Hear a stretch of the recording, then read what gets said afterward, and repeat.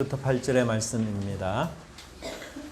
창세기 6장 1절부터 8절 말씀입니다. 한 절씩 교독하도록 하겠습니다. 창세기 6장 1절에서 8절 말씀. 사람이 땅 위에 번성하기 시작할 때에 그들에게서 딸들이 나니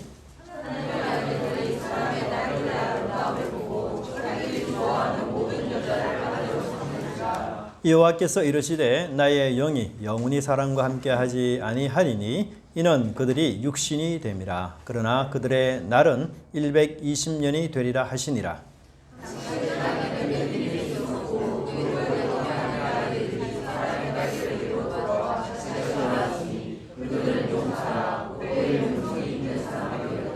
여호와께서 사람의 죄악이 세상에 가득함과 그의 마음으로 생각하는 모든 계획이 항상 악할 뿐임을 보시고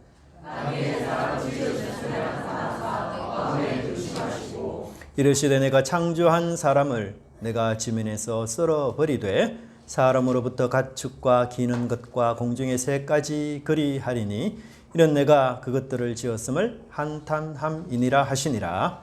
그러나 노아는 여호와께 은혜를 입었더라. 아멘. 네, 우리 주변에 인사했으면 좋겠습니다. 만나서 반갑습니다. 네, 한 번 더 인사했으면 좋겠습니다. 당신은 하나님 나라 보배입니다.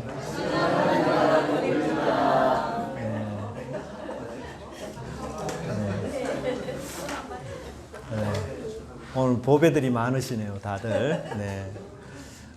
저는 성도님들이 정말 행복하고 기쁘고 즐겁게 신앙생활하고 그렇게 하는 것을 늘 꿈꾸고 있습니다.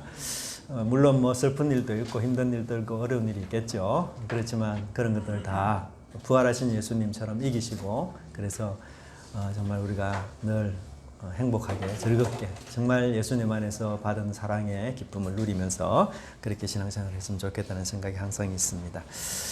아주 비싸고 또 좋은 음식인데도 불구하고 먹지 못하는 경우가 있습니다.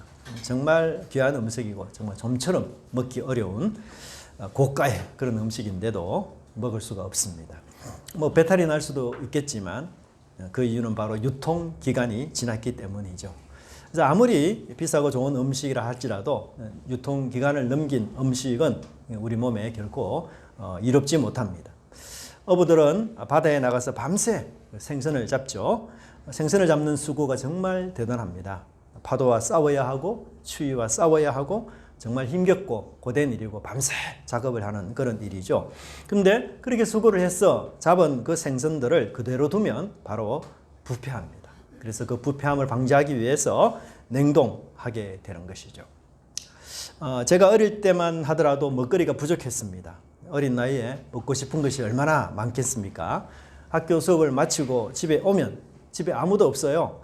그래서 어머니께서 일 나가시고 그때는 진짜 배가 고프거든요. 근데 놀랍고도 감사한 것은 그것이 어머니의 지혜인지는 모르겠지만 저희 바로 옆집이 작은 슈퍼를 운영합니다. 작은 가게가 있어요. 그래서 저랑 동생은 그 작은 가게를 부지런히 다니면서 외상을 달아놓고 어릴 때부터 아주 좀 잘못된 버릇을 가졌죠. 과자 등을 먹었던 그런 기억이 있습니다. 뭐 제가 어릴 때는 우리 과자 먹을 때 여러분 제품의 유통기간 그런 거 없잖아요. 그냥 냄새 맡아보고 역하지 않으면 그냥 먹어도 된다 이 생각을 하고 음식을 먹었다가는 또 배탈이 나고 서서도 나는 그런 일들도 있었습니다. 그런데 음식만 유통기간이 있는 것이 아니라 한 나라의 부패 정도를 측정하는 부패지수라는 것이 있습니다. 국제투명성 기구에서 1995년부터 매년 나라별로 어느 정도 부패지수가 높으냐 이것을 계속해서 조사 발표하는데요. 참 좋은 제도인 것 같아요. 그래서 한 나라의 그 부패에 대한 심각성을 인식하고 또 그러한 부패를 이제 막기 위해서 노력해야 된다라는 그런 취지에서 시작된 운동이라 할 수가 있습니다. 사실 우리가 뭐 상한 음식을 먹으면 어떻습니까? 막 설산하고 배탈 나지 않습니까? 건강을 해치죠. 근데 만일 국가나 공동체가 부패하고 또 유통기간이 지난 그런 나라, 공동체라 한다면 어떨까요?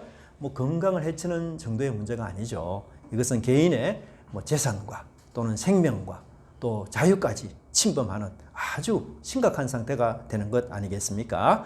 여러분, 세계에서 제일 부패 지수가 낮은 나라가 어느 나라인 줄 아세요? 신선도가 가장 좋은 나라, 바로 덴마크라고 합니다. 예, 덴마크가 세계 1위예요. 1위. 참. 그리고 순위가 높은 나라들이 대부분 여러분 유럽에 많습니다. 부패 지수의 순위가. 예. 근데 이거 아시아 나라 중에서는 싱가포르이 5위.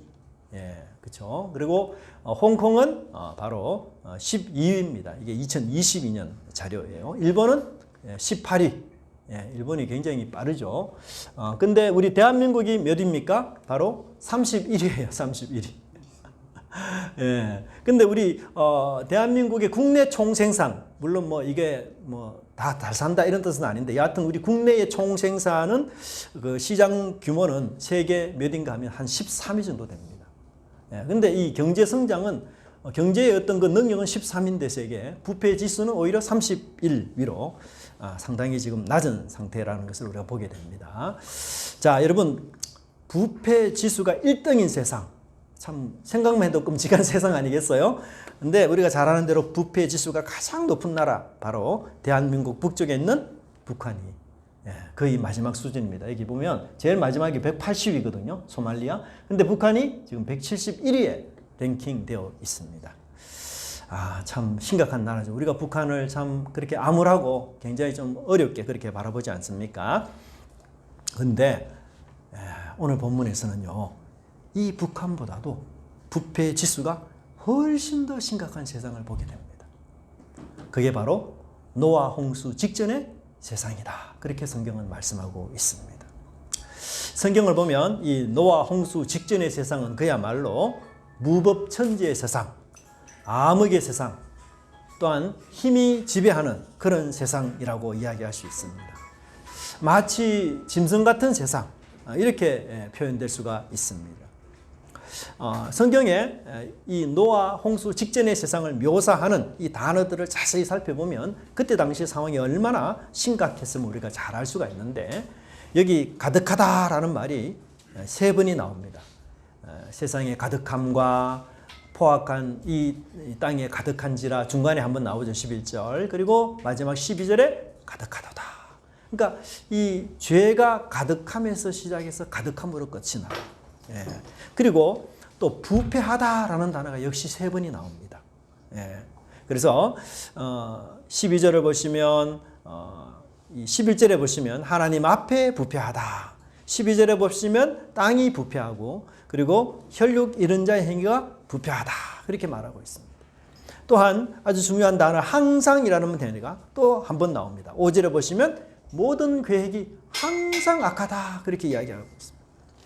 그리고 이 2번을 이야기하는 포악함, 11절과 13절에 보면 이 포악함이 이 땅에 가득하다. 그렇게 설명하고 있습니다. 이 세상의 이 죄악의 범위가 세상에 온통 가득하다.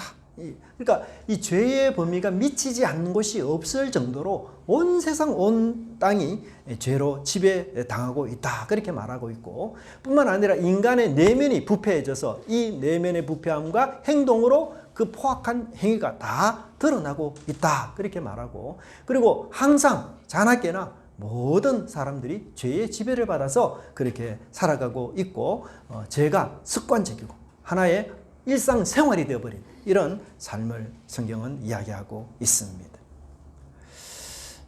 여러분, 사실 우리가 장소가 주는 경건성이 있잖아요. 장소가 경건성을 어느 정도 줍니다. 우리 교회에서 집에서 생활하는 것보다는 교회에서 사람들이 좀 더 조심하지 않습니까?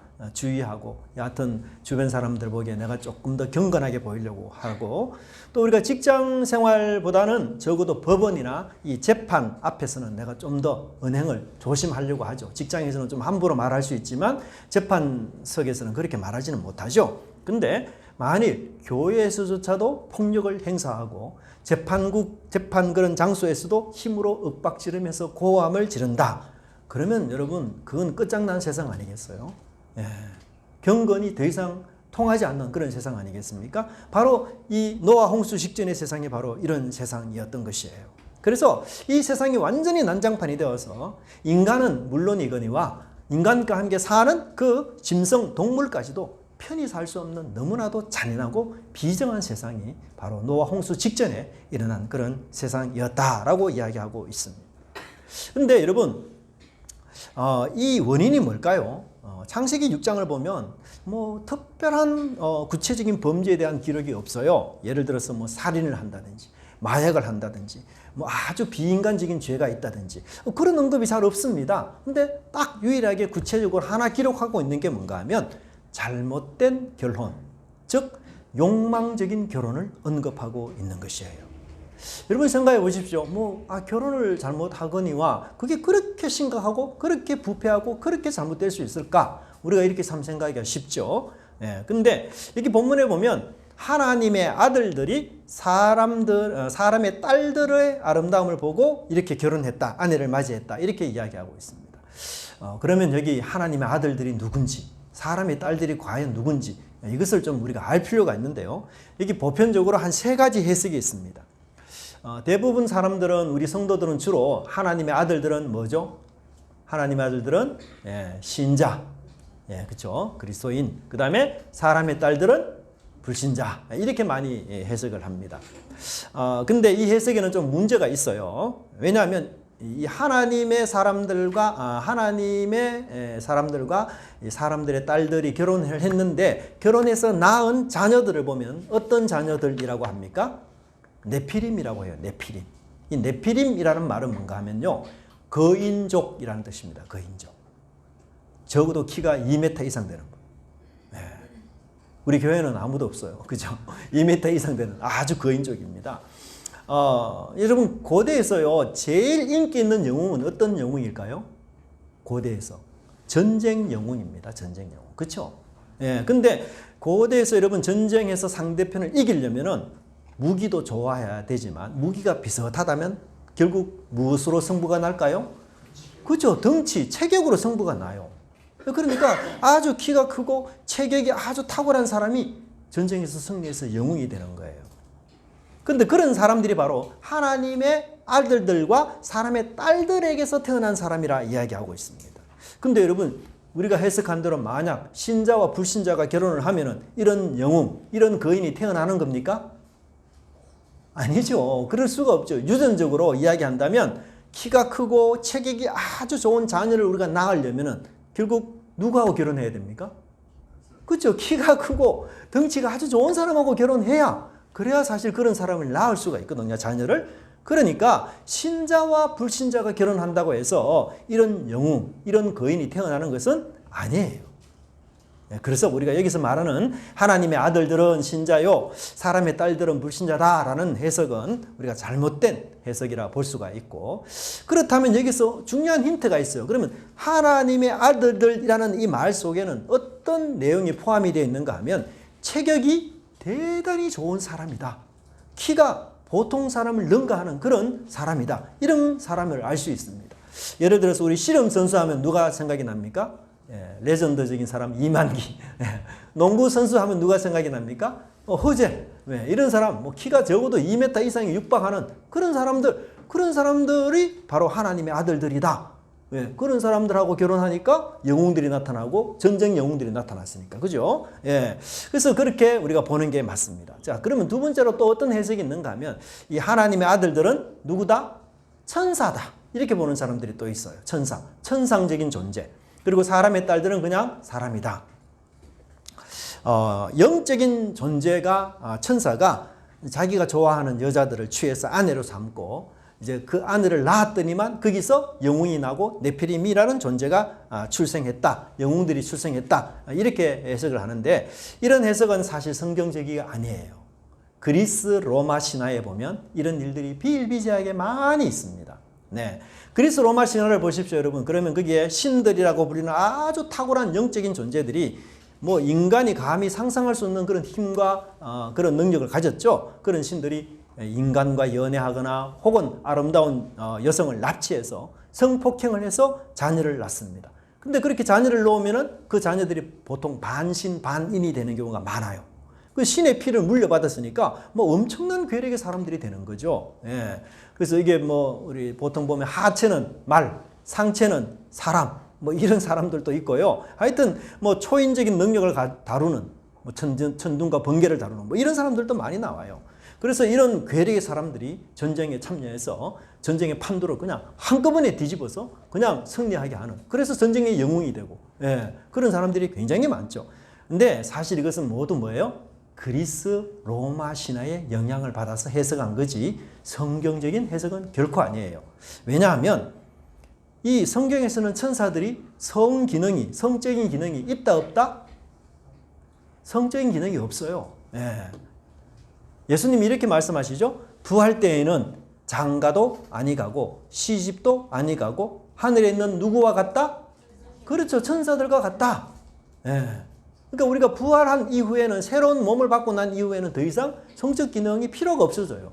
성적 기능은 왜 있느냐? 친밀함을 위해서 있잖아요. 친밀함, 하나됨. 그런데 부활하고 새로운 몸, 새로운 관계가 형성이 되면 성적 관계가 필요 없을 만큼 그보다 더 친밀한 하나의 관계가 되어버려요. 그러니까 그게 필요가 없는 거죠. 여러분 흑백 TV를 보다가 칼라 TV를 봤어요.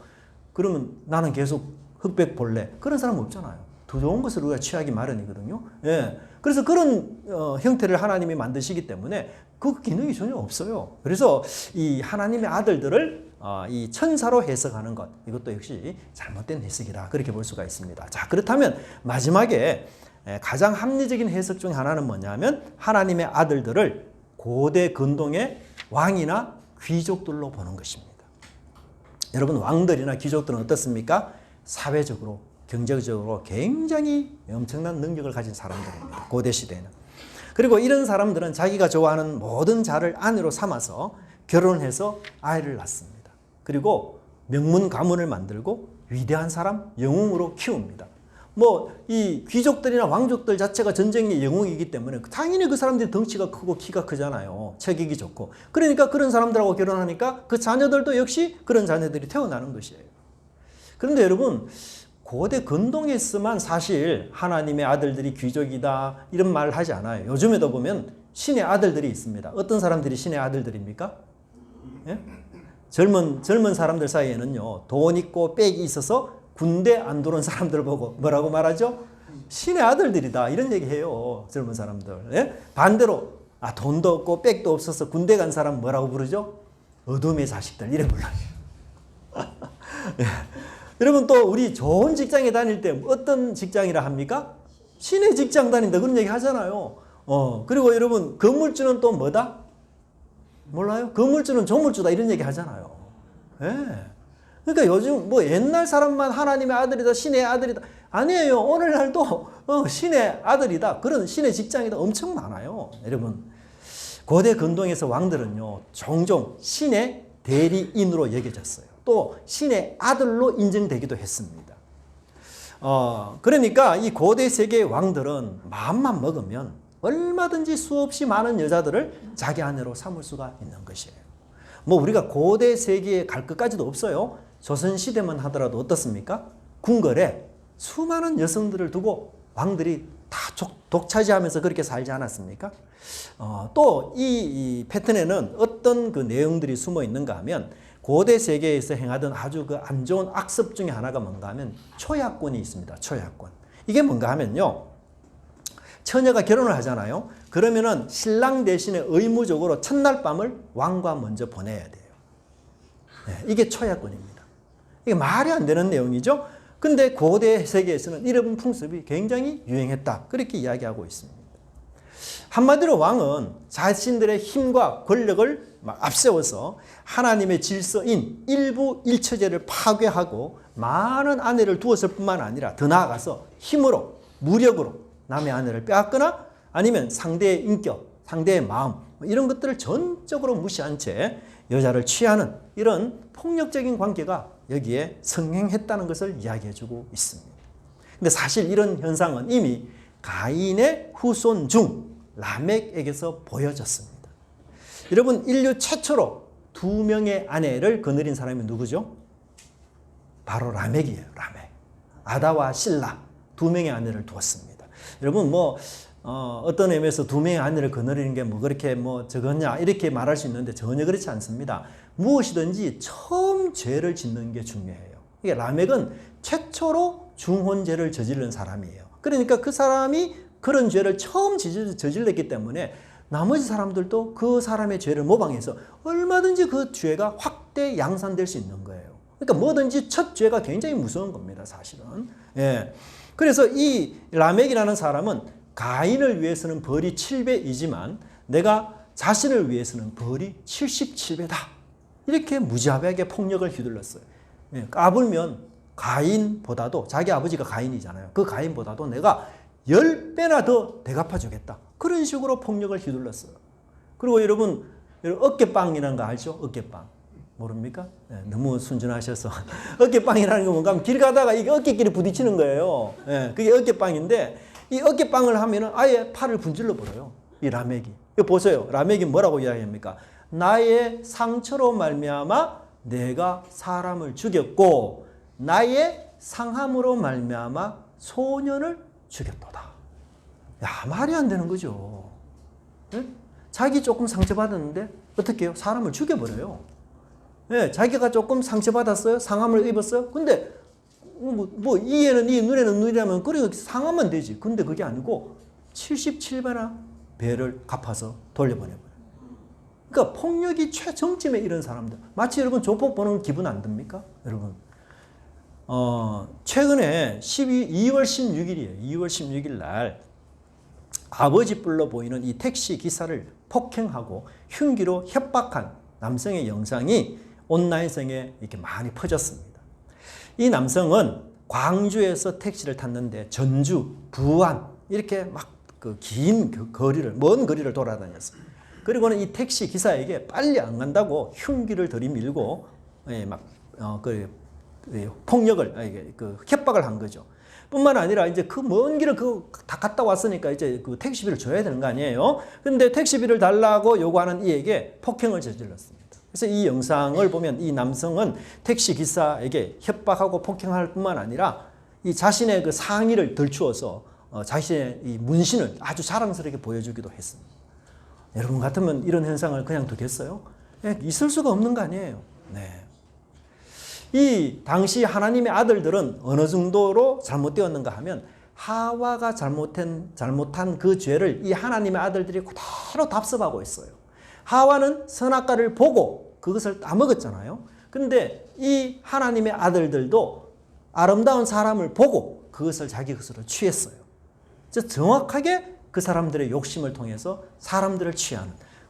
그리고 하와는 단수잖아요. 한 사람이 그런 일을 범했다면 이 하나님의 아들들은 많은 사람들이 그런 일을 저질렀고 그래서 힘이 약하다 하나님께서 그렇게 하셨습니다. 힘이 있으면 무엇이든지 할 수 있고 무엇이든지 가질 수 있다라는 이런 마음. 그리고 힘이 없으니까 인륜에 있어서 가장 근본이 될 수 있는 이 결혼 관계조차도 타인에 의해서 훼손되거나 빼앗기거나 몰수를 당하는 참 이런 끔찍한 세상이 바로 노아 홍수 직전의 세상이었다는 것을 성경은 말해주고 있습니다. 예수님은 이 노아 홍수 직전의 세상을 이렇게 말합니다. 노아 홍수 전에 노아가 방주 들어가던 날까지 사람들은 뭐 했습니까? 한번 같이 뒷부분 읽어봅시다. 시작. 먹고 마시고 장가들고 시집가고 있으면서.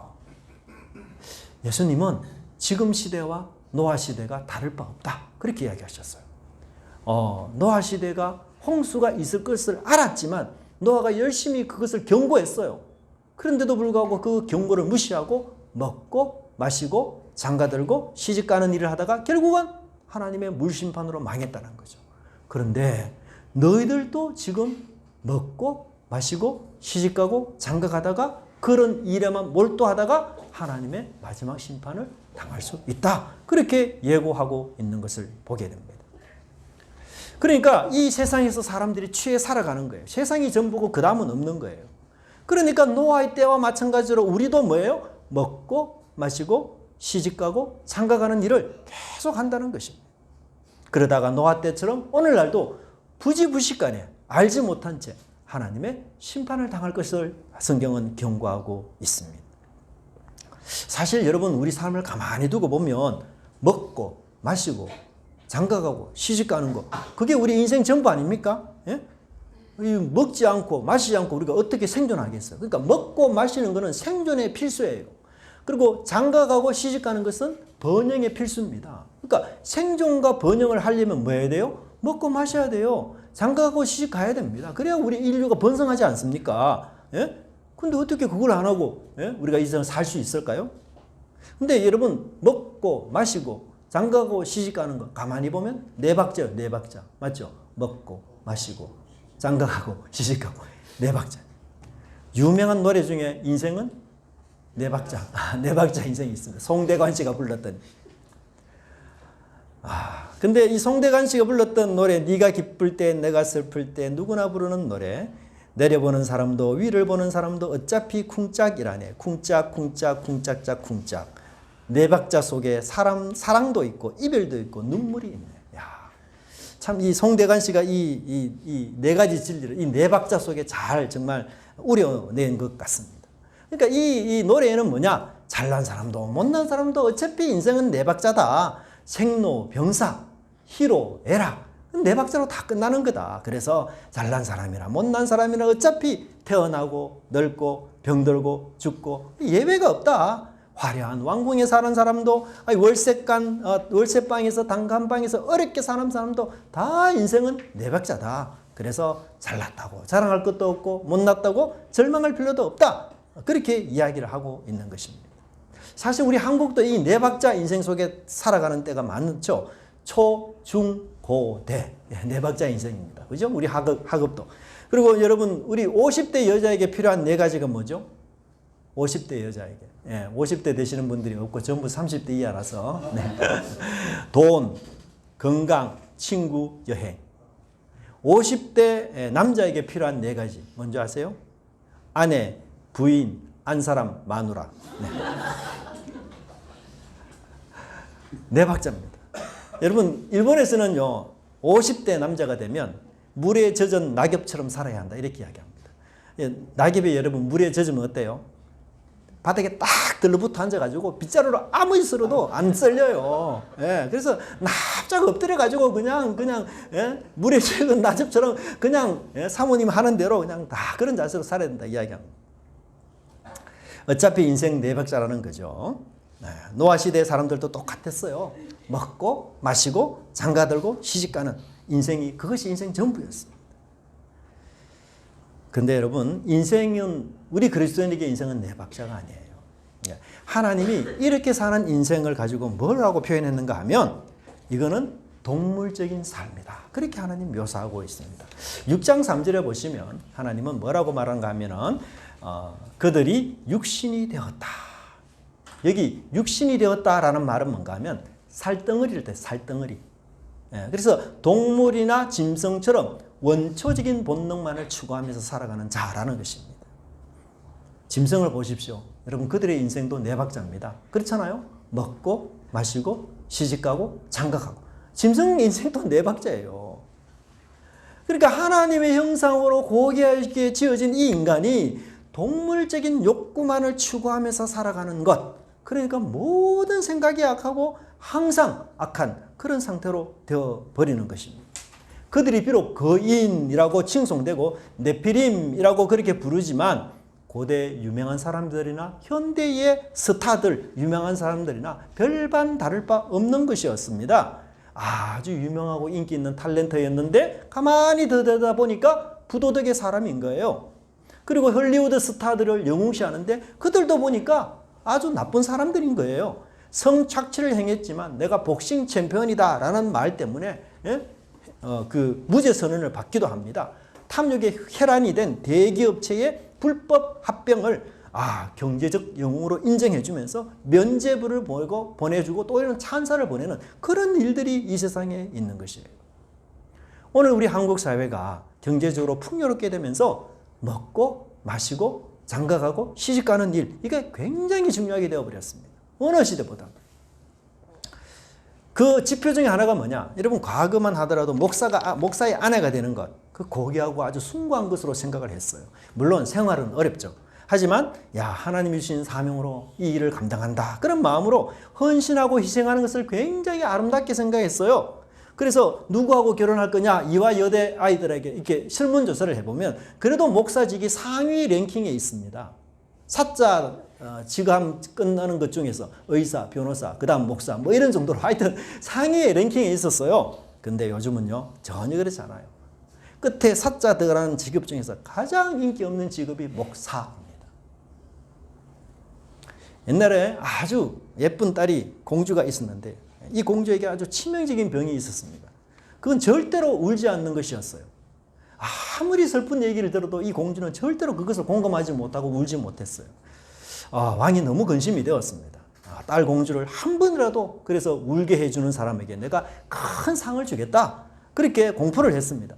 근데 많은 사람들이 이 딸 공주를 어떻게 울리려고 여러 가지 얘기를 했는데도 모두 다 실패했어요. 근데 마침내 어떤 사람에 의해서 이 공주가 울게 되었어요. 그분은 바로 개척교회 목사님이었어요. 여러분 오늘 우리 사회가 어떻습니까? 먹고 마시는 사회, 육체가 우선되는 사회, 힐링이라는 단어가 유행하는 사회. 여러분 교회에서도 왜 사람들 교회에 출석합니까? 이렇게 물어보면요. 복받기 위해서 예수님을 믿는다 10%, 구원받기 위해서 22%, 삶의 의미를 찾기 위해서 6%. 그럼 나머지 한 59%가 뭔지 아세요? 마음의 평안을 얻기 위해서. 많은 성도들이 하나님 나라 천국을 위해서 복음 믿는 게 아니에요. 이 땅에서 그저 내가 마음 평안히 살아가고 그저 힐링 좀 받으면서 또 위로 좀 받으면서 나 그렇게 그런 마음 수용하는 기관으로 단체로 내가 교회에 가고 싶다. 그렇게 말하는 거예요. 얼마나 물질이 우선시되는 그런 사회입니까? 우리는 결국 이 사람들은 육체를 위하여 심는 자들 아니에요? 하나님의 아들들은 육체를 위하여 심는 자들이고 육체를 위하여 사는 자들이에요. 그렇기 때문에 육신을 위하고 육체를 위하여 사는 자들의 마지막 열매는 결국 심판이라는 사실입니다. 그래서 성경은 영을 위해서 심어라 그렇게 말합니다. 영을 위해서 심는 자는 바로 영생을 거두는 것입니다. 자기의 육체를 위하여 심는 자는 육체로부터 썩어질 것을 거두고 성령을 위하여 심는 자는 성령으로부터 영생을 거두리라. 여러분 제가 그 인터넷 뉴스에서 하나 찾은 내용인데요. 23년 9월에 27살 되었던 견해라는 여성이 4명에게 장기를 기증하고 죽었습니다. 사실 27살 된 이 딸은 예비 신랑과 함께 동해로 여행을 떠났어요. 근데 거기에서 불의의 사고를 당하고 말았습니다. 이 물에 빠진 남친을 잡아주려다가 본인이 오히려 물에 빠지면서 병원으로 옮겼지만 살 희망은 0.1%밖에 되지 않았어. 결국은 죽게 되었어요. 그래서 죽기 전에 아버지가 장기 기증을 했으면 좋겠다 이렇게 이야기를 했는데 그 엄마가 사실 그게 뭐 들을 말이 아니잖아요. 그죠? 그래서 너무 힘들고 어려운데 이 견해 씨의 남동생이 있어요. 그 남동생이 이런 말을 했습니다. 누나가 27년 동안을 이 세상에 살면서 아무것도 남기지 않고 살아가면 너무 허무하지 않을까. 이 말에 부모님이 동의를 했어요. 그래서 이 9월 7일 날 작년이죠. 4명에게 장기를 기증했습니다. 근데 참 마음이 엄마는 아프겠죠. 근데 놀랍게도 24년 올해죠. 1월 4일 날 이 견해 씨의 장기중 신장을 기증받은 분이 편지를 보냈어요. 물론 이제 익명으로 그 편지를 이제 인터넷상 위에 올렸습니다. 이게 원래는 기증자하고 받는 사람 수요자들이 이렇게 차단시키거든요. 네. 근데 이렇게 나옵니다. 따님의 신장을 이식받은 수혜자입니다. 무엇과도 바꿀 수 없는 자녀의 생명 일부를 저에게 주셔서 감사합니다. 그리고 귀하신 분의 아름다운 인생까지 받아 살고 있다고 생각하니 하루하루 한순간도 헛되이 보낼 수 없고 언제나 생각나지 않을 때가 없습니다. 그렇게 편지를 보냈어요. 그래서 이 어머님이 그 딸의 신장 이식을 받은 수혜자가 이런 편지를 쓴 것에 너무 감동을 받아서 우리 딸이 마지막 가는 길에 그래도 가치 있고 사람의 생명을 살리고 그런 일을 아름다운 일을 했구나 그런 마음을 읽을 수가 있었습니다. 여러분 우리 인생은 네 박자로 사는 게 아니에요. 먹고 마시고 장가가고 시집가는 것. 그거 전부 아닙니다. 그죠? 하나님은 우리가 노아처럼 그렇게 살기를 원하고 계십니다.